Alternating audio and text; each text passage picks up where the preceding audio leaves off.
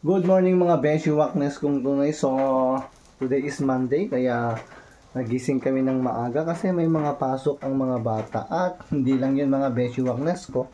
Nag-prepare kami kasi babalik na naman kami sa hospital. And hoping this time na talaga na mataas na talaga yung platelet ni Bakit. Nasa 83 na lang yung platelet niya. Pero, di pa nila in-admit. Pero pagbababa na daw talaga sa 80, i-admit na siya. Kaya nagbising kami ng maaga, mag-prepare para makapasok yung bata at makasabay na rin para tipid sa gas. Makasabay sa pagpunta sa at i-draft namin siya sa school nila. Then diretso na kami sa hospital at nagluluto ako ng torta pang umagahan.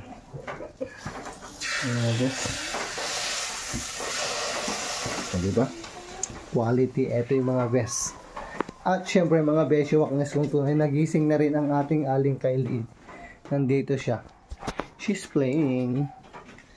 Say hi to your makukulets. Hi, Charles. Hi, Charles.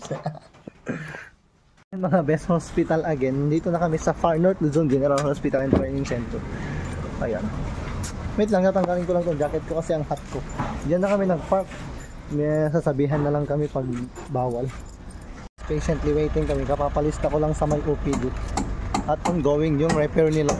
Kaya pala maingay sa loob. Balik tayo sa pasyente natin. Hintayin na lang natin, itawag nila yung pangalan niya. Isnapin naman ng guard na yun. Oh, very complete. Baka Garma yarn.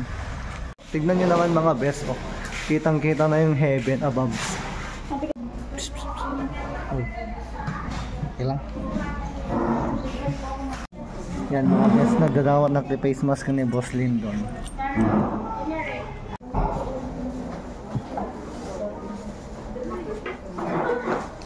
Sabi yung mga best, ang daming pasyente.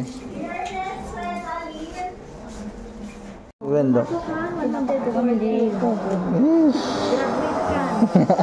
Ayan mga best, ngiting tagumpay tumaas na yung platelet niya, hindi na kami babalik dito, please. Magki-clearance na naman ulit kami, pupunta na naman ako sa Malasakit Center. Yan, patiently waiting tayo. No excuse, adan ni Ma'am Moy. Na, hopefully last na this. Hindi na kami babalik dito. G. Ayan mga best, uwi na ako at syempre nandito yung aking ka-5'9". Kasama ko dati dito sa hospital mga best. Yan muna kay. Yan. Bye. Sa wakas natapos din.